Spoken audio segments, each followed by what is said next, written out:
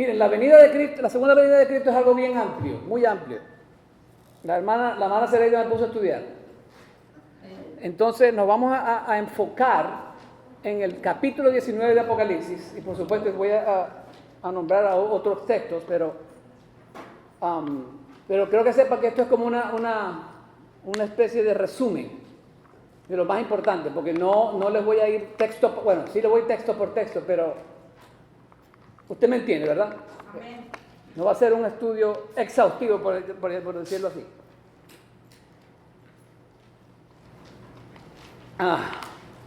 Amén, amén. Entonces, yo no sé si alguna vez a usted le han preguntado que si este mundo se va a hacer mejor. Y sí, se va a hacer mejor cuando Cristo venga. Porque lamentablemente el mundo se va a poner peor. Las guerras se van a poner peor, la hostilidad, la injusticia, el crimen, el caos, todo eso se va a poner peor. El único que va a traer paz es Jesucristo. Amén. Amén. El único que va a traer justicia y rectitud va a ser nuestro Señor cuando Él venga a gobernar este mundo. Amén. ¿Ok? Él regresará para ser el rey y establecer su reino. Su segunda venida va a ser un acontecimiento glorioso, pero antes de su regreso habrá una hostilidad mundial generada ¿por quién? Por Satanás y sus demonios. ¿Ok? Antes de la venida del Señor, entonces la maldad de los hombres seguirá creciendo y creciendo y creciendo, y la furia y la ira de Dios seguirán derramando sobre esta tierra, porque Él tiene que castigar el pecado. Amén. Al frente de las fuerzas unificadas del ejército mundial estará la bestia, que eso lo vemos ahí en Apocalipsis. No vamos a ir ahí, porque no estamos predicando todo el libro hoy. O el anticristo, y este es el hombre que va a ser como el comandante en jefe de ese entonces.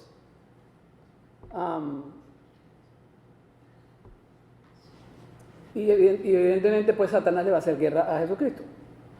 En el versículo 19 vi a la bestia, a los reyes de tierra y a sus ejércitos, dice el versículo, reunidos para guerrear contra el que montaba el caballo y contra su ejército.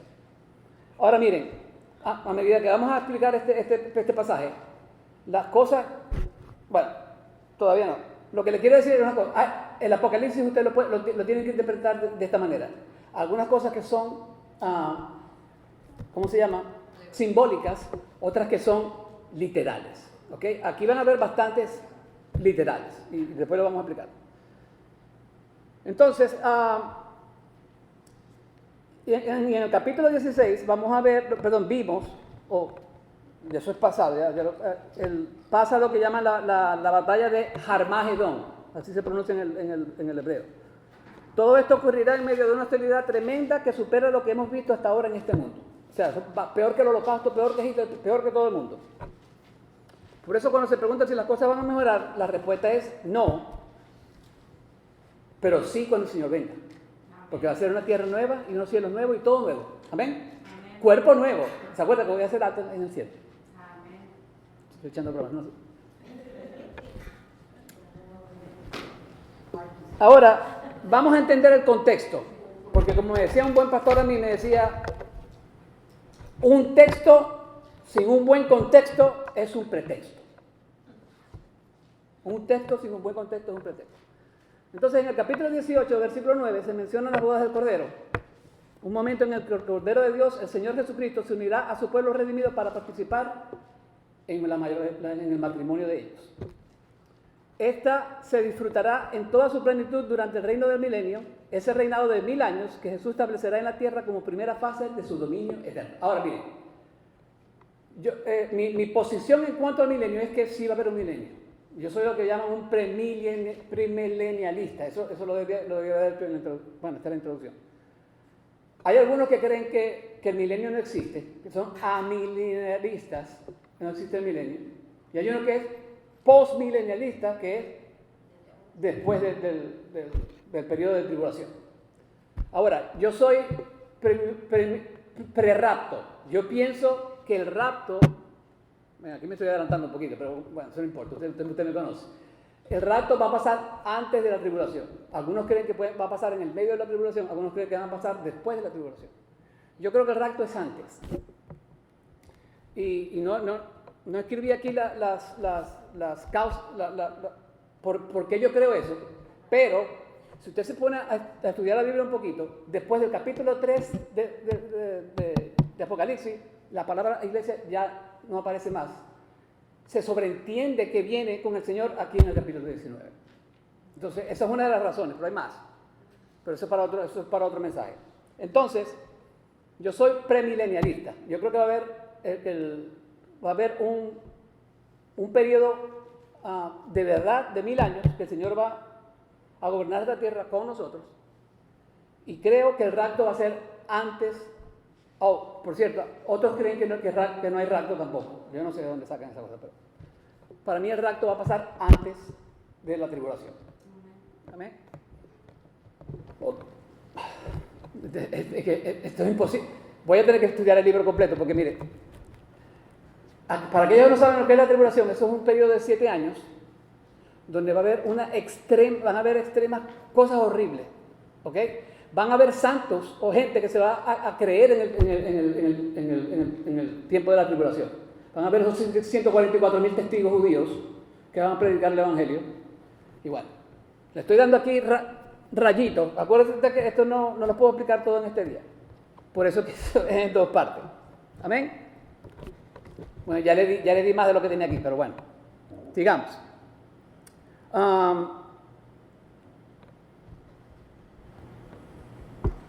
Ok, entonces, el Señor Jesús no se puede llevar a su esposa al reino ni restaurar ese gran acontecimiento de la boda del Cordero hasta que Él regrese victorioso del campo de batalla más importante de la historia. ¿Cuál es ese campo de batalla? La guerra de Armagedón. ¿Ok? Entonces, en víspera de ese gran acontecimiento, la boda del Cordero y del reino, el rey guerrero marcha a la batalla una última vez. ¿Ok? Acuérdense que Jesucristo vino en un asno, ¿se acuerdan cuando estaban entrando a Jerusalén? Ahora viene en un caballo blanco, como el general o el comandante de las Fuerzas Armadas de Israel. Yo lo llamo, y eso lo vamos a utilizar, el capitán del ejército de Israel. Y acuérdense de esa palabra, capitán. Entonces, aquí se va a producir la mayor concentración de enemigos en contra del Señor Jesucristo, aquí en el Armagedón. Se reúnen demonios que habían estado sueltos y otros que habían estado encadenados, ahora son liberados. Millones de demonios quedan en libertad tras haber permanecido cautivos durante un largo periodo. ¿Ok?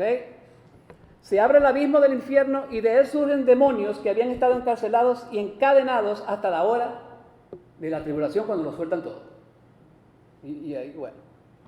Entonces, estos demonios, juntamente con el remanente de la humanidad, se congregan en grandes ejércitos y prosiguen a los campos de Megido, donde el mayor de todos los holocaustos humanos se llevará a cabo, que es el gran holocausto del Armagedón. Y antes de que el rey pueda llevar a su esposa a la cena de celebración, debe alcanzar un triunfo definitivo en esa batalla. Amén. El cielo mismo acepta el audaz desafío del anticristo y por lo tanto el rey guerrero y sus santos ángeles descienden en medio de llamas de fuego para ejecutar su venganza. Se me china la piel, como dicen ustedes por ahí. Entonces, cuando llegamos al versículo 11 del capítulo 19, vamos ahí, que Juan nos dice, y vi el cielo abierto y aquí un caballo blanco. El que lo montaba se llama Fiel y Verdadero y con justicia juzga y hace la guerra. Amén. Entonces, vamos a distinguir claramente que el rapto de la iglesia es algo distinto de la segunda venida de Jesucristo. ¿Ok? En el rapto, Cristo viene por sus santos para llevarlos al cielo. Eso está en Juan 14:3. Y en 1 de Tesalonicenses 4, del 16 al 17, ¿qué dice esto? Para llevarlos al cielo, pues el Señor mismo descenderá del cielo con voz de mando, con voz de arcángel y con la trompeta de Dios. Y los muertos en Cristo se levantarán primero. Entonces nosotros, los que estemos vivos y permanezcamos, seremos arrebatados juntamente en ellos en las nubes, al encuentro del Señor en el aire, y así estaremos con Él siempre. Amén. En el rapto, Él no viene a la tierra, se queda ahí en las nubecitas. ¿Ok? En la segunda venida, Cristo viene con sus santos, no por sus santos. Porque se acuerdan que en el rapto se los lleva para el cielo. ¿Ok? En el rapto de la iglesia, Cristo se reúne con la iglesia en las nubes para llevarlos al cielo. En la segunda venida, Él desciende con su iglesia desde el cielo a la tierra. El rapto es por ellos, para que se los lleve para el cielo. Y la segunda venida es con ellos, porque ellos son parte del ejército de Él. ¿Amén? Amén. Ok, entonces, fíjense lo que nos dice Mateo 24, del 29 al 30. Otra cosa importante, en el rapto no hay juicio. En la segunda venida hay juicio. Y eso es lo que dice Mateo 24, del 29 al 30. Pero inmediatamente después de la tribulación de esos días, el sol se oscurecerá, la luna no dará su luz, las estrellas se caerán del cielo y las potencias de los cielos serán sacudidas. Entonces aparecerá en el cielo la señal del Hijo del Hombre, y entonces todas las tribus de la tierra harán duelo y verán el Hijo del Hombre que viene sobre las nubes del cielo con poder y gran gloria. Ahora, yo les dije que al Señor lo llaman el capitán de los ejércitos de Jehová. Eso está en Josué, del 5 del 3 al 15, dice: cuando Josué estaba ya cerca de Jericó, levantó los ojos y vio que un hombre estaba enfrente de él con una espada desenvainada en la mano, y Josué fue hacia él y le dijo: ¿es usted de los nuestros o de nuestros enemigos? No, respondió, más bien yo vengo ahora como capitán del ejército del Señor. Y Josué se postró a tierra, le hizo reverencia y dijo: ¿qué tiene que decirle mi señor a su siervo? Entonces el capitán del ejército del Señor dijo a Josué: quítate la sandalia de tus pies, porque el lugar donde estás es santo. Y así lo hizo Josué. Amén. ¿Quién era ese? El Señor Jesucristo. ¿Por qué? Porque cuando él se arrodilló, si fuera un ángel, en una tarjeta de escritura, párate. Aquí el Señor le dijo que se parara. Entonces, esto es lo que llamamos una cristofanía. La representación física del Señor antes de su nacimiento en el Antiguo Testamento. Entonces, Él es el capitán de los ejércitos. ¿Ok? Entonces, vamos a ver 4 puntos aquí. Vamos a ver los 2 puntos aquí en esta mañana y los 2 puntos en 2 semanas. Vamos a ver el regreso del capitán. El regreso del capitán. Versículos del 11 al 13. Y vi el cielo abierto y aquí un caballo blanco. El que lo montaba se llamaba Fiel y Verdadero, y con justicia juzga y hace la guerra. Sus ojos son una llama de fuego y sobre su cabeza hay muchas diademas, y tiene un nombre que escrito que nadie conoce sino él. Y está vestido de un manto empapado en sangre, y en su nombre es el Verbo de Dios. Cuando Jesús vino la primera vez a este mundo, Él vino en la forma de un bebé, cuyos padres no tenían muchos recursos económicos. Amén. Ese niño creció y maduró hasta que tuvo más o menos la edad de 30 años y empezó su ministerio. Luego Jesús, cumpliendo la profecía de Zacarías, entra en Jerusalén montado en un asno, simbolizando no a un comandante en jefe, sino a un humilde rey, que vino a salvar a su nación del pecado del mundo. Entonces, aquí en este versículo vemos a un Jesús diferente, porque ya no viene en un asno humildemente, ahora viene en un caballo blanco como un guerrero. Vemos a un Jesús montado en un caballo blanco que viene a jugar y hacer guerra a sus enemigos. Ahora fíjense, esos 2 verbos, juzgar y hacer guerra, ambos son verbos en tiempo presente. En otras palabras, esas son actividades que tienen lugar en el momento de que Él, simbólicamente, está cabalgando con el caballo blanco. Ahora mire, dado que su juicio es justo, la campaña de Armagedón será una guerra justa, aunque mucha gente cree que no. Salmo 45, 3, 4 dice: ciñe tu espada sobre el muslo, oh poderoso, con tu gloria y tu majestad, y en tu majestad cabalga sobre un caballo, victoriosamente a favor de la verdad, la humildad y la justicia. El salmista también dijo, otro salmista: porque él viene a juzgar la tierra, juzgará al mundo con justicia y a los pueblos con su verdad. Salmo 96, 13. La horrible matanza única en toda la tierra, Apocalipsis 14, 20, será completamente justa y un reflejo de verdad absoluta sobre la naturaleza venenosa y la rebelión del hombre. Tremendo.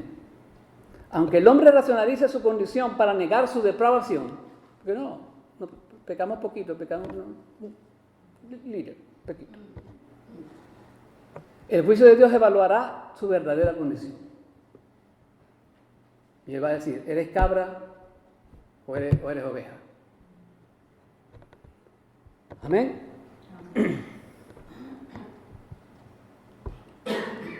El juicio justo de Dios es la campaña del Armagedón, es el preludio de su reinado justo durante el reino milenial que seguirá como el renuevo de justicia. Eso está en Jeremías 26, del 23, versículo 6.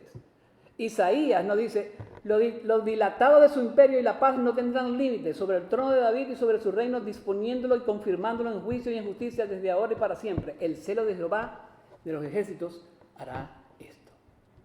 Mire, yo no entiendo cómo la gente dice que Cristo no va a venir, porque Isaías, Jeremías, Zacarías, todos tienen profecías que todavía no se han cumplido, algunas. Y por ejemplo, Isaías fue escrito 700 años antes de Jesucristo. ¿Cómo la gente no cree? Y usted sabe que la Biblia es uno de los libros, si no es el más verificado que puede haber existido. Lo comparan con Homero y con esas otras piezas literarias. Isaías 16:5 nos dice: y se dispondrá en el trono en misericordia, y sobre él se sentará con verdad el tabernáculo de David, quien juzga y busca la justicia y se apresure a hacer lo justo. En Isaías 20, él nos dice que incluso nuestra propia tierra ya va a llamar lo bueno malo y lo malo bueno. Ya se lo están haciendo ahora.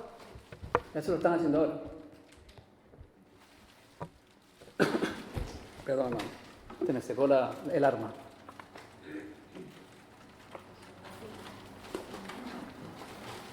Amén. Entonces, ¿qué va a pasar? Que la tierra va a anhelar profundamente la verdadera justicia de Dios. Si usted se va para el infierno, de ahí no lo saca nadie. Arrepiéntese antes de que se muera. Entonces, después el apóstol Juan nos dice que su nombre es fiel y verdadero. Fiel y verdadero. Anteriormente se llamó el testigo fiel en Apocalipsis 1:5. Su testimonio es fiel porque para él es imposible mentir. Porque Dios no es mentiroso como nosotros. Amén. Dios no peca. Eso lo pueden ver en Números 23:19. Eso lo pueden ver en Romanos 3:4, en Tito 1:2 y en Hebreos 6:18. No lo vamos a leer por cuestión de tiempo. Por tanto, solo él es un testigo fidedigno de sí mismo. Juan 8:14. Ahí sí nos vamos a ir. Juan 8:14.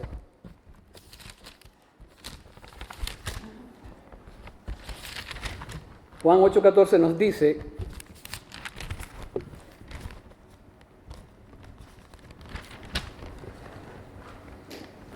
dice la palabra, respondió Jesús y les dijo: aunque yo doy testimonio de mí mismo, mi testimonio es verdadero, porque yo sé de dónde he venido y a dónde voy, pero vosotros no sabéis de dónde vengo ni a dónde voy. Entonces, él es su propio testigo. Aleluya. Él se definió a sí mismo como la verdad. Juan 14:6. Yo soy el camino, la verdad y la vida. Nadie viene al Padre si no es por mí. Puesto que solo Dios es verdaderamente fiel, Jesús es santo, único y sin igual. Apocalipsis 3:7. Dado que es fiel, de ejercer su función de juez y ejercer disciplina o castigo donde sean necesarios. Y Él es un Dios justo. Alguien dijo: puesto que es verdadero, no puede alterar las normas de Dios que condena el pecado. En Él no hay lugar para el favoritismo ni la laxitud, pues el administrador perfecto de la justicia, en un mundo donde la injusticia ha reinado durante mucho tiempo. La mansedumbre del Calvario y la severidad del Armagedón pueden parecer incompatibles, pero allí donde existe el pecado, ambas se hacen presentes. Dios es un Dios justo, hermano. Dios es un Dios justo. Amén. Amén. Luego el apóstol nos habla de que sus ojos son como una llama de fuego. Y aquí no podemos quedar un montón de tiempo, pero vamos a resumir. Imagínense la mirada penetrante del Señor observando a sus enemigos en el juicio final. Como cuando usted regaña a un niño y se lo queda mirando. Es una mirada que les da a entender que no tienen escapatoria y que su fin está cerca. El fuego es una simbología de pureza y de juicio. Después le dice que sobre su cabeza hay muchas diademas. A nuestro Señor en su muerte le colocaron una corona ¿de qué? De espina. Ahora ¿qué va a pasar? Esas coronas, dice en su cabeza hay muchas diademas, dice mi Biblia, o coronas.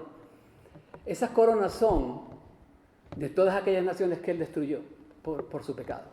Entonces las coronas de esos reyes se las reúnen a Él y esa corona se las pone Él ahora porque Él es el Dios conquistador. Amén. Aleluya. Hebreos 2:9 dice, pero vemos a aquel que fue hecho un poco inferior a los ángeles, es decir, a Jesús, coronado de gloria y honor a causa del padecimiento de la muerte, para que por la gracia de Dios probara la muerte por todo. Dios el Padre quiere coronar a su Hijo con las coronas de todos estos, porque Él es el que venció. Cristo es el que venció. MacArthur sugiere que estas coronas representan, ya se los dije, a los reyes que habían sido derrotados, ya que en el Antiguo Testamento era una costumbre colectar las coronas de reyes derrotados.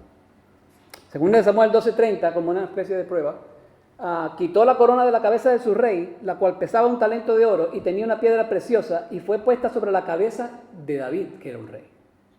Y él sacó botín de la ciudad en grandes cantidades. Después, el apóstol Juan aquí me puso un poquito confundido. Porque si usted lee ese versículo, fíjate, vamos a leerlo. Vamos a leerlo.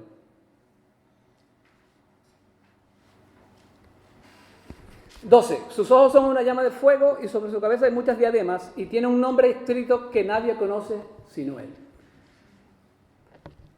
Tiene un nombre escrito que nadie conoce sino Él, pero en el pasaje me nombra 3 nombres. Fiel y verdadero, vamos a tomarlo como uno. La palabra de Dios, y el otro es el Rey de Reyes y Señor de Señores. Entonces usted intenta interpretar, bueno, uno de estos es el nombre, no, pero él dice que el nombre no lo conoce nadie. Entonces, si no lo conoce nadie, entonces no son esos. Amén. Entonces hay un nombre especial de Dios que nosotros vamos a conocer, si es que lo vamos a conocer,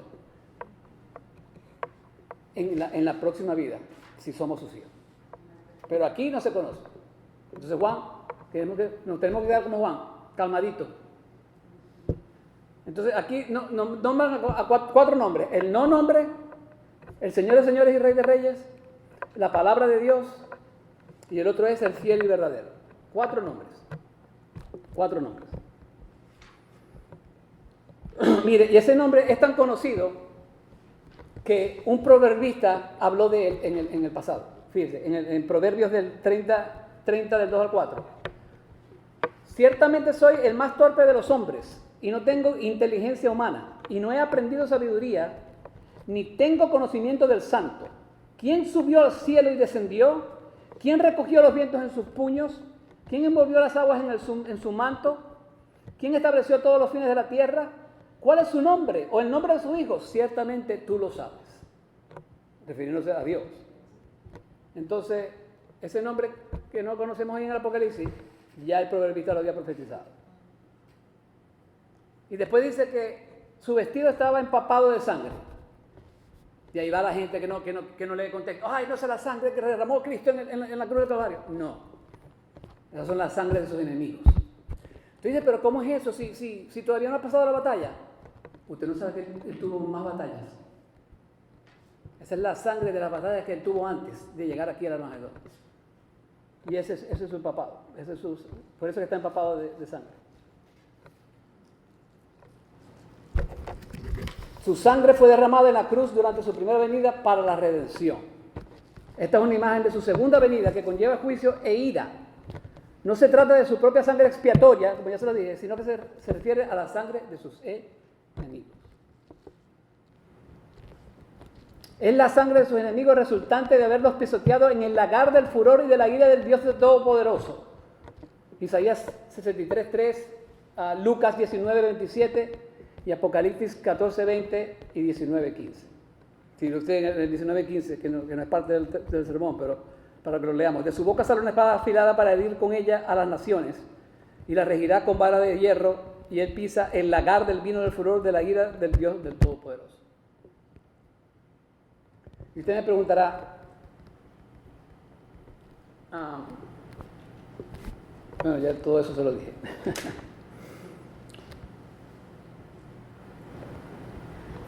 Entonces, esta no es su primera batalla. Esta es su última batalla. Ya él había derramado sangre con las otras naciones del mundo. Entonces, ¿quién luchó contra el dragón? ¿Quién luchó por Israel en los días de Josué? ¿Quién combatió a los reyes de Canaán y Tanaac junto a las aguas de Megido? ¿Quién venció a 6 potencias mundiales del pasado y a todas las naciones que para entonces ya habían caído? ¿Sabe quién lo hizo? Nuestro Señor. Jesús lo hizo absolutamente todo. Sus vestiduras llevan mucho tiempo salpicadas de sangre porque él ha estado batallando por su gente por un buen tiempo. Y esta es su última batalla. ¿Amén? Amén. Después tenemos los recursos del capitán. 14 del 15 al 15. Vamos a leerlo otra vez. Y los ejércitos que están en los cielos, vestidos de lino fino, blanco y limpio, le seguían sobre caballos blancos. De su boca sale una espada afilada para herir con ellas a las naciones y las regirá con vara de hierro. Y él pisa el lagar del vino del furor de la ira del Todopoderoso. Entonces, dos cosas aquí. ¿Cuáles son sus recursos? Su ejército y su arma. Vamos a hablar del ejército. El capitán, ¿quién es nuestro? Que es el Señor Jesús y Salvador, tiene un ejército que lo sigue para combatir a sus enemigos. ¿Ok? ¿Quiénes son los que regresan con él?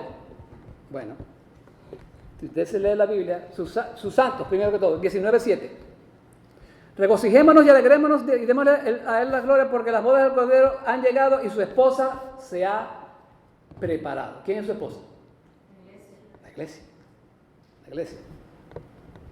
Entonces, pero esto también abarca, bueno, si decimos todos los santos, estamos bien. Pero yo se los quiero especificar.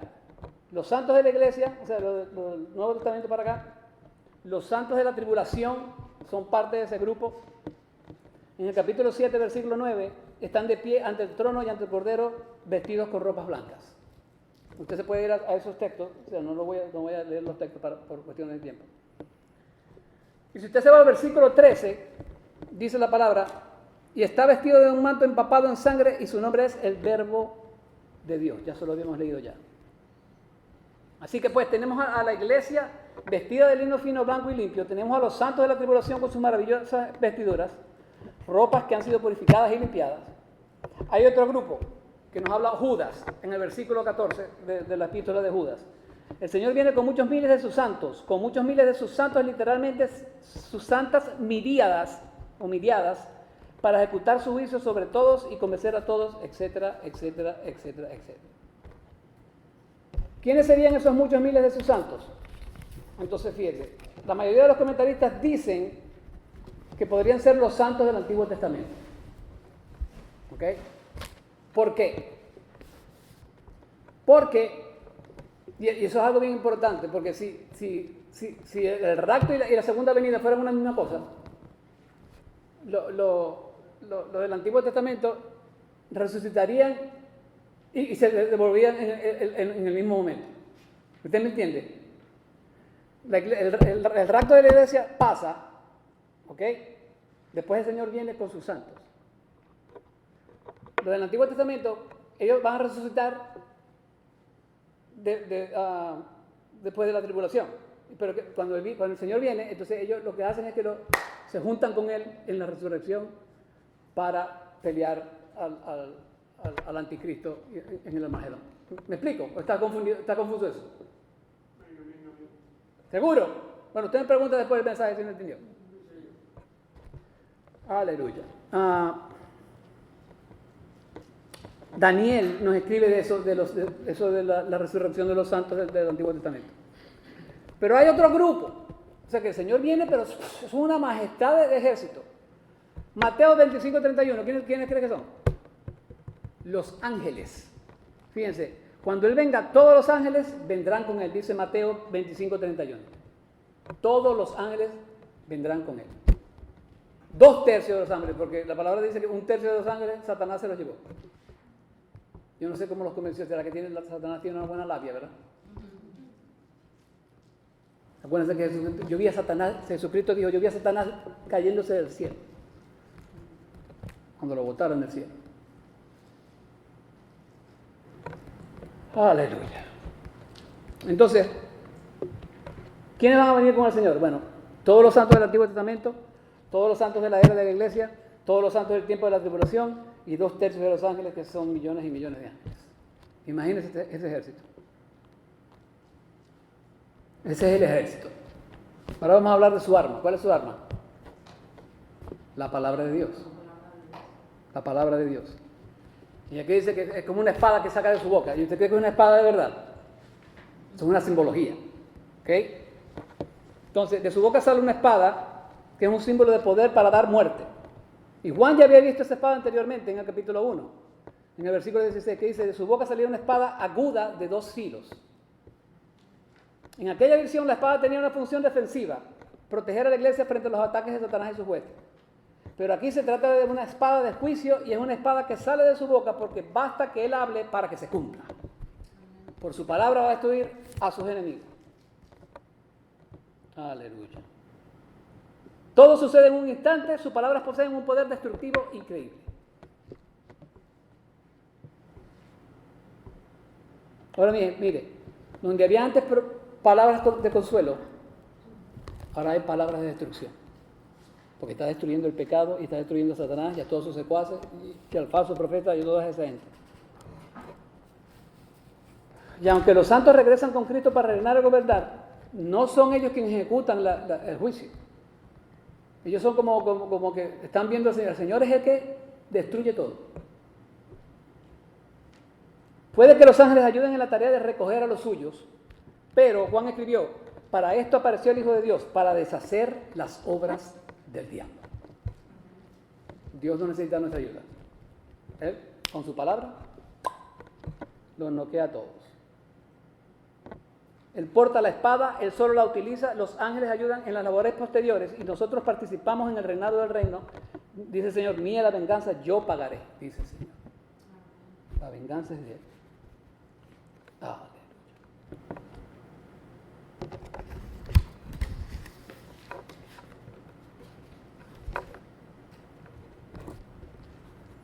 De hecho, si usted lee el pasaje, no ve que nadie tiene ninguna arma, ninguna espada, solo el Señor con su palabra. Su palabra es suficiente. Isaías 11:4 dice, herirá la tierra con la vara de su boca, y con el aliento de sus labios matará al impío. Por eso el versículo 15 dice, con esta espada herirá a las naciones. Israel ha sido purificado, los escogidos de Israel han sido redimidos y preservados para entrar en el reino. Al resto del mundo, Él lo aniquilará en un instante con su propia palabra. Luego establecerá su reino y lo gobernará con vara de hierro. ¿Qué significa esto? Significa juicio instantáneo, significa castigo rápido. El capítulo 12, versículo 5 dice, el Hijo varón, que es Cristo, gobernará a todas las naciones con vara de hierro. En el Salmo 2 se encuentra la promesa de que el Mesías vendría y quebrantaría las naciones con vara de hierro. Fíjense lo que dice. Esto significa que va a haber un juicio justo, rápido e instantáneo, y esa va a ser la característica del gobierno y el reinado de Cristo.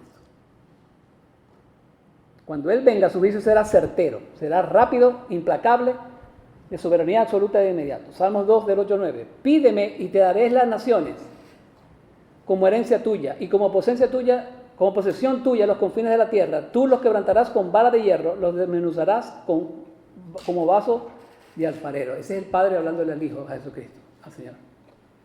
Dice, pídeme y te daré las naciones como herencia tuya y como posesión tuya de los confines de la tierra. Tú los quebrantarás con vara de hierro, los desmenuzarás con vaso del alfarero. Y el apóstol Pablo en 1 de Tesalonicenses nos dice que cuando el Señor venga, Él nos dice, dense a consejo con esas palabras. O sea que, mire, eso lo he dicho antes, la venida de nuestro Señor debería ser como una especie de un empujón para nosotros, para seguir sirviendo a Él con todo nuestro corazón, con toda nuestra mente y con todo nuestro cuerpo. Porque Él lo prometió. Mire, esas cosas que el caballo y la espada y todo, son simbólicas, pero son simbólicas de algo que es realista, que es que el Señor viene a aplicar juicio a este mundo. Y después, pues, en el capítulo 20, pues empieza ese reino de los 1000 años donde Él está aquí con sus santos, con su iglesia. Y después de los 1000 años va a volver a soltar a Satanás. Y después, bueno, ya eso es otro tema. Pero si algo tenemos que sacar de este mensaje es no solo las cosas técnicas, ni cuándo viene, ni si viene aquí, si viene allá, pero el hecho de que Él va a venir. Lo importante no es cuándo viene, lo importante es que Él viene. Amén. Amén. A mí no me importa si yo estoy correcto con mi interpretación o no, en cuanto a cuándo viene, pero a mí sí me importa que Él venga, y yo creo que Él va a venir. Amén. Y mucha gente se va, yo pensé que eso era mentira, no va a ser mentira. Amén. Entonces, en 2 semanas terminamos este mensaje. Acuérdense que tenemos una comidita después del servicio. Vamos a orar. Yo oro por los alimentos. Padre Celestial, gracias, Señor, por esta palabra, Señor. Evidentemente es un tema bien extenso, Señor. Ayúdame a estudiarlo mejor, Señor, y a prepararme para él. Quien quita que en un futuro, Señor, enseñe todo el libro. Pero por ahora, Señor, esta palabra es suficiente. Gracias, Señor, porque tú eres bueno, porque tu misericordia es para siempre. Y te pedimos que en esta mañana tú bendigas esos alimentos, Señor, para que nos ayuden a ponernos fuertes, Señor, y a ponernos con ganas de servirte, Señor, y con ganas de alabarte y de adorarte. Danos un buen día, Padre. En el nombre de tu Hijo Jesús. Amén. Y amén.